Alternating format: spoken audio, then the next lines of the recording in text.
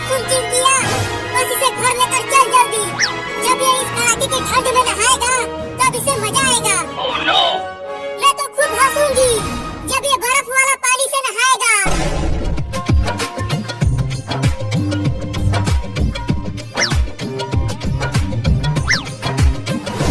Mummy ये देखो, हमने बाबू को पकड़ कर ले आया। अब इसे जल्दी नहला दो। ले चलो इसे बाथरूम में। मैंने पहले ही बाल्टी में पानी भर कर रख दिया है। अरे आज रहने दो ना, कल नहा लूंगा। देखो ना, आज बहुत ठंडी है। आज धूप भी नहीं निकला है। ठंडी के मौसम में धूप निकलता है कहीं। ले आओ उसे बाथरूम में। Oh no! चल चिंकिया। Oh no! मम्मी मम्मी, मैं बर्फ बन जाऊंगा। मम्मी छोड़ दो मुझे। मुंह बंद रख। आज तो तुझे नहला के ही मानूंगी। 2 महीना हो गया है तुझे नहाए हुए। अब उसे रख दो नीचे। Oh no! अब तुम दोनों बाहर जाओ। मम्मी उन दोनों को भी तो नहलाओ। तुम खाली मुझे ही नहला रही हो। तुम्हारे पास उन दोनों का ही नंबर है। चलो अब नहाओ। रुको, पहले पानी को छू कर तो देखूं कि कितना ठंडा है ये।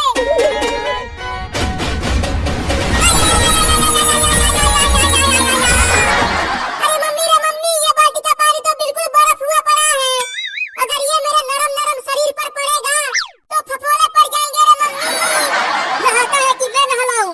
नहीं नहीं, तुम मत नहलाओ, मैं खुद ही नहाता हूँ। बाप रे दादा, आज तो हड्डी भी कांप जाएगी रे मम्मी। चलो पानी निकाल कर डाल अपने ऊपर।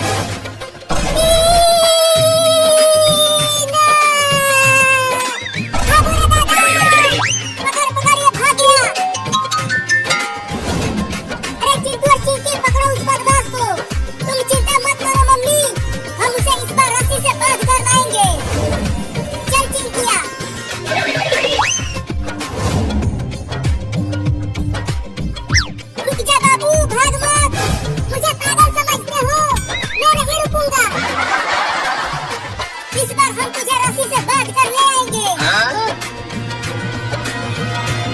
अरे वाह, उस पानी के टंकी पर चढ़ जाता हूँ तो मैं बच जाऊंगा।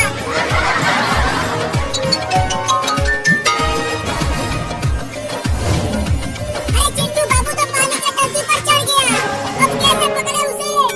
रुको, मैं भी पानी के टंकी पर चढ़ता हूँ। अरे चिंटू अभी पानी के टंकी पर चढ़ने लगा। अब क्या करूं? देख चिंटू, तू इस पानी के टंकी पर से उतर जा, नहीं तो मैं तुझे पत्थर से मार कर नीचे गिरा दूंगा। नहीं नहीं चिंटू, नीचे मत उतरना। बाबू तुम्हें पत्थर से नहीं मारेगा, वो तो बस तुम्हें डरा रहा है। ये ले। अरे दादा, मार दिया।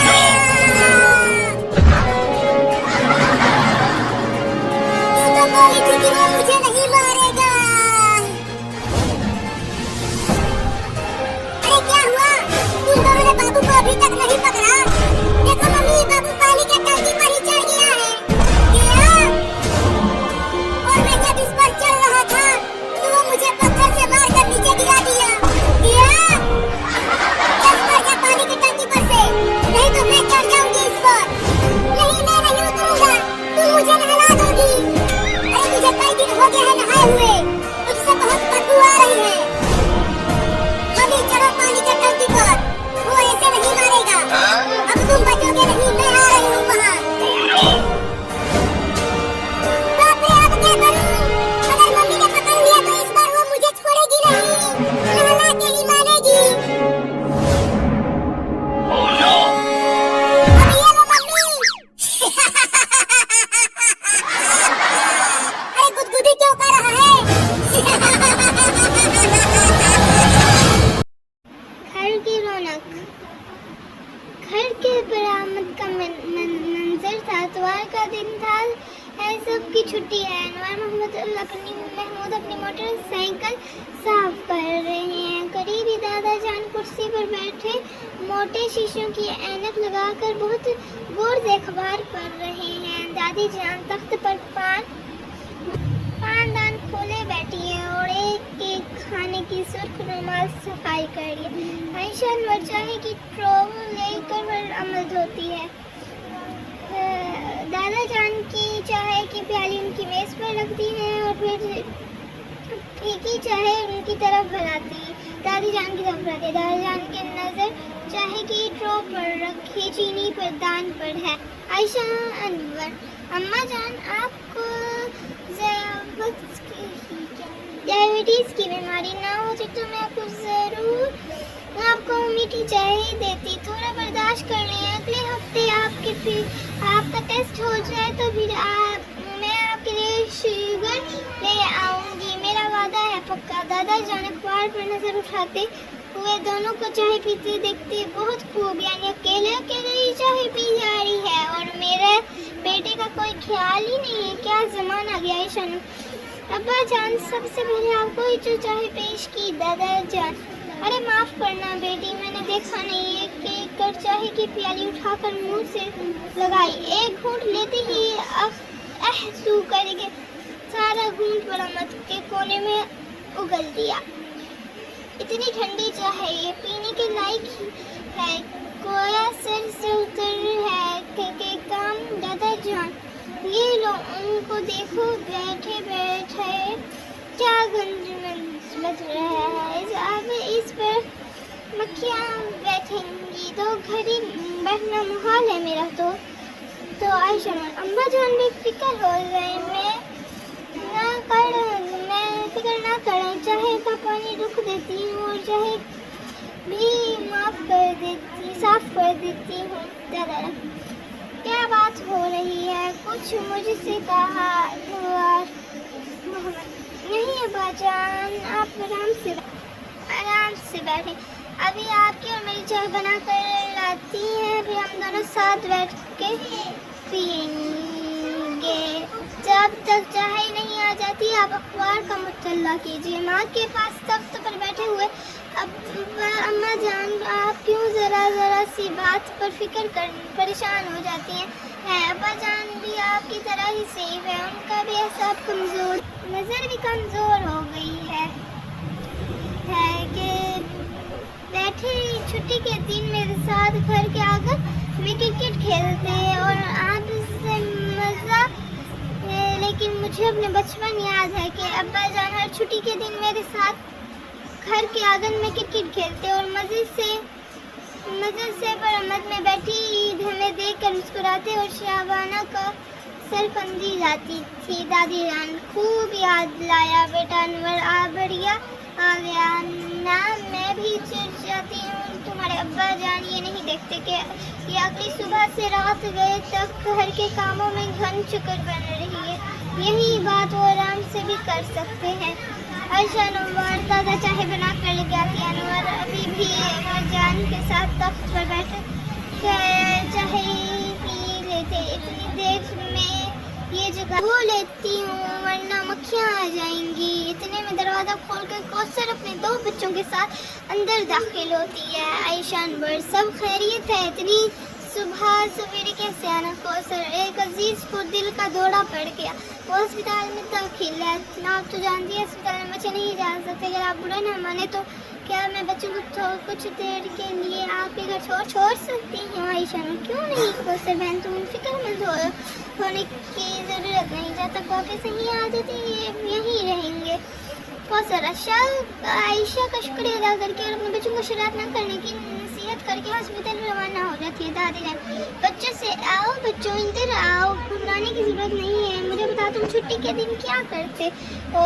अली बात, दादी जान, मैं किताबें पढ़ती हूँ और गुड़िया से खेलती हूँ और आज क्रिकेट फुटबॉल खेलने के साथ साथ वीडियो बनाता है। दादी जान, खेल तो चलो अच्छा है, जिस्म तो आना होता है, भूख खुल जाती है, बदन में चुस्ती है, लेकिन ये वीडियो कैसे बना लेते हैं? इतने मिजाइल और शगल। दादा और दादी को सलाम करते और अलिस घर में देखकर बहुत खुश होते हैं। दादी जान, आदिल बहुत दिलचस्प वीडियो बनाता है, मैंने देखी है, बहुत मज़ीका होती है, आपको भी पसंद आएंगी। दादी जान, मुंह पर हाथ रखते हुए, वही अल्लाह, इतने सारे लड़के कैसे इतने बड़ा काम कर लेते हैं? आदिल, दादी जान, ये बहुत आसान काम है। मैंने इस कमरे में से वीडियो बनाती हूँ, अभी आपके सामने बना कर दिखाता हूँ। दादी जान आदिल ने एक बहुत दिलचस्प वीडियो बनाई है। इसने अपनी वीडियो में एक बहुत दिलचस्प काम किया है, जिसने इसने हमारी दादी की सेहत की तरफ तवज्जो दिलाई है। और अब्बा जान ने ये वीडियो पर आदिल को शाबाशी दी। दादी जान ये वीडियो कैसे बनाते हो? ये वीडियो कैसे कोई बनाना आसान काम थोड़ा है। ये पहले कुछ सोच पैदा होती है, फिर इस पर गोल कहानी बनाई जाती है। मंजर क्या होगा, कौन क्या कहेगा, ये सब बड़ी मेहनत का काम है। मैं तो यकीन दादी जान ये कोई मुश्किल काम नहीं है। मैंने अपने घर में देखा कि अब्बा जान अम्मी जान को दादी जान के इलाज की दवा है देते हैं। दादी जान वो नहीं लेती बल्कि अपनी दवा बना लेती हैं। हम बाबा जान को दादी जान की शिकायत तो नहीं कर सकते, पर उनका अदब भी ज़रूरी है। इसलिए अब वीडियो का जरिए दादी और अब्बा जान तक जाती हैं और अपनी अम्मी के कमरे की तरफ बढ़ जाते हैं। दूसरे मंजिल में दादी जान अपने कमरे में बैठी तस्वीर पढ़ रही थी। अब्बा जान अगर इनसे खुला करते आपको दवा नहीं ले रही दादी जान, आपका जाए मस्तिष्क भर गया है। दादी जान उन्हें दवा की तबाह कहती, ये लो तुम खुद खा लो। तो खाती हूँ। अब्बा जान डब्बे खोलते हैं, इसमें टोटके से बनी दवाइयाँ होती हैं। हैरान होकर अम्मी के देखते हैं, आप ये क्या खाती हैं? ये तो डायबिटीज की दवाइयाँ नहीं है। अम्मी कहती है कि बेटा मैंने मोहल्ले की मुख्तलिफ खवातीन से पूछ कर ये दवा खुद तैयार की है, इससे डायबिटीज ख़त्म हो जाती है। अब्बा जान इनकी बात को नज़रअंदाज करके बेटी को बुलाते हैं कि डब्बे को दान में फेंक दो।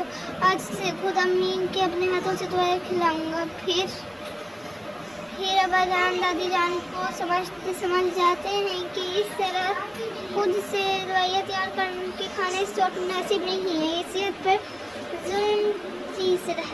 दादी अपनी पोती को प्यार से बुलाती हैं और टॉफियों का डब्बा देकर कहती हैं, मेरे डब्बे लाओ। और वो दो मैंने खुद नहीं है, कुछ दोनों में असर करने लगी तो मैं भी भली चंगी हो जाऊंगी। कहानी सुनकर तो यकीन आ गया बेटा कि वीडियो में दिया गया पैगाम अच्छा होता है। आप लोग को वीडियो कैसे बनाते हैं? तुमने दादी जान वीडियो देखकर तुमने तो कमाल कर दिया है। जीनियों खरीदार खुद ही अदा कर दिए, वो भी बढ़ चुकी है। शेर और अलिफा एक जुबान होकर दादी जान हम खेलेंगे। दादी जान हाँ बेटा ज़रूर खेलो, लेकिन देखो ज़्यादा गुल चलाना न होता है। दादा जान दोपहर के खाने के बाद थोड़ा आराम करते हैं। बच्चे एक जुबान होकर दादी जान शुक्रिया, हमने बालों को शुक्र करेंगे, ये वो कहलाना चाहती है। इस कहानी से आप लोगों को क्या समझ है? घर जाकर उनको तफरीक करके ये किस मकाम पर और क्यों लगाया, उसमें सेहत पर अमल करते हुए रास्ते में मंजिल आने वाले बूढ़े खाकों को जहन में बिठाना शुरू किया था कि उनसे गया कि वो पूरा कर सकूं। मैंने घर पहुंचकर नानक का जान का शुक्र अदा किया कि उन्होंने मेरे लिए इतना वक्त निकाल कर ट्रैफिक की खौफाई। डॉक्टर साहब पाकिस्तान के जवारी प्रोग्राम का जिक्र आते ही आपका नाम आता है, इस पर क्या महसूस होता है? डॉक्टर कदीर अल खान अपने मुल्क की दफा के लिए जो फिरदार में भी खिदमत सरअंजाम देते हैं, इसलिए खुशी हासिल होती है मुझे। बहुत फिक्र करें कि अपनी कौम और मुल्क की खिदमत की, जिसे सबने सराहा हुकूमत की तरफ खिदमत का एतराफ़ किया।